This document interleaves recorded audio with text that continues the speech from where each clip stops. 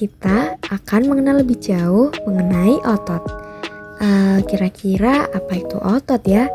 Yuk simak lebih jauh. Otot adalah jaringan dalam tubuh yang mampu berkontraksi atau mengerut dan relaksasi atau mengendur untuk menghasilkan gerakan. Selanjutnya ada jenis-jenis otot. Jenis otot utama pada manusia ada 3, yaitu otot rangka atau lurik, otot jantung, dan otot polos. Yuk lihat lebih jelas dari foto yang tertera. Otot rangka melekat pada tulang untuk menggerakkan tubuh secara sadar. Sedangkan otot jantung adalah otot khusus yang ada di jantung untuk memompa darah. Otot polos bekerja secara tidak sadar di dalam organ dalam seperti saluran pencernaan dan pembuluh darah. Berikut adalah penjelasan lebih lanjut tentang masing-masing jenis otot.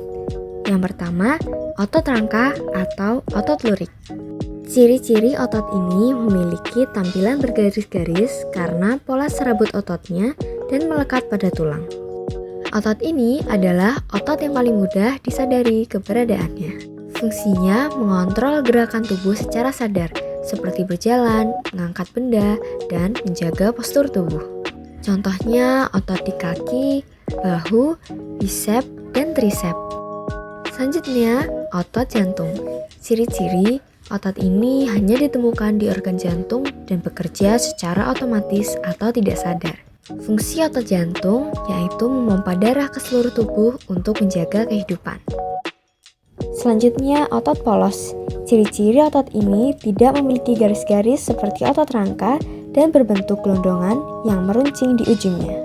Fungsi dari otot polos bekerja secara tidak sadar atau otomatis untuk menggerakkan organ dalam. Contohnya pada saluran pencernaan untuk pergerakan makanan, pada pembuluh darah untuk mengatur tekanan darah, yang terakhir pada saluran kemih dan rahim. Sekarang kita geser ke fungsi otot. Yang pertama, fungsi otot polos. Otot polos terdapat di seluruh tubuh dan menjalankan berbagai fungsi. Otot polos terdapat di lambung dan usus, membantu pencernaan dan penyerapan nutrisi. Selanjutnya, fungsi otot jantung. Fungsi utama otot jantung adalah memompa darah ke seluruh tubuh. Ketika jantung berkontraksi atau sistol, ia memompa darah kaya oksigen ke arteri utama yang kemudian akan mengalir ke berbagai organ dan jaringan tubuh. Selanjutnya, fungsi otot lurik. Otot lurik merupakan organ kontraktil yang secara langsung atau tidak langsung melekat pada tulang. Otot lurik memiliki banyak fungsi bagi tubuh. Melalui kontraksi dan relaksasi, otot lurik membantu menopang dan menggerakkan tubuh. Nah, sekarang kita masuk ke sifat-sifat otot. Yang pertama, kontraksi. Otot bisa mengecut atau menegang saat menerima sinyal dari syaraf. Ini memungkinkan otot untuk bergerak dan melakukan tugas-tugas lain seperti mengangkat atau mendorong. Yang kedua, relaksasi. Setelah mengalami kontraksi, otot bisa kembali ke bentuk semula. Ini memungkinkan kita untuk mengontrol gerakan dengan baik dan mencegah otot menegang secara terus-menerus. Yang ketiga, kelenturan. Otot bisa meregang dan memanjang. Ini memungkinkan kita untuk melakukan gerakan dengan jangkauan yang luas, seperti meraih sesuatu dari tempat tinggi atau merendahkan tubuh. Yang keempat, kekuatan. Beberapa otot lebih kuat daripada otot yang lain. Otot-otot besar seperti otot paha memiliki lebih banyak kekuatan untuk mengangkat beban berat. Yang kelima, kontrol sadar. Beberapa otot bisa dikendalikan secara sadar, seperti menggerakkan tangan atau kaki. Ini memungkinkan kita untuk melakukan gerakan yang presisi dan kompleks. Lalu yang terakhir, kontrol tidak sadar. Banyak otot bekerja tanpa kita sadari, seperti otot di dalam perut yang membantu pencernaan.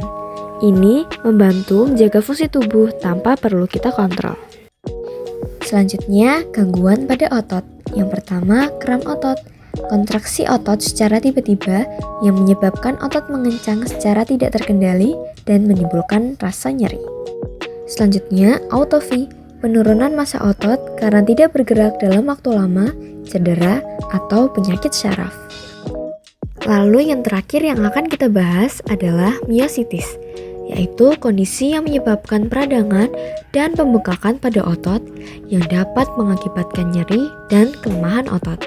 Penyebabnya mulai dari infeksi virus, cedera, efek samping obat tertentu, hingga kondisi autoimun. Nah, sekian dari kami. Gak kerasa ya, videonya sudah selesai. Semoga video ini dapat bermanfaat bagi kita semua. Terima kasih.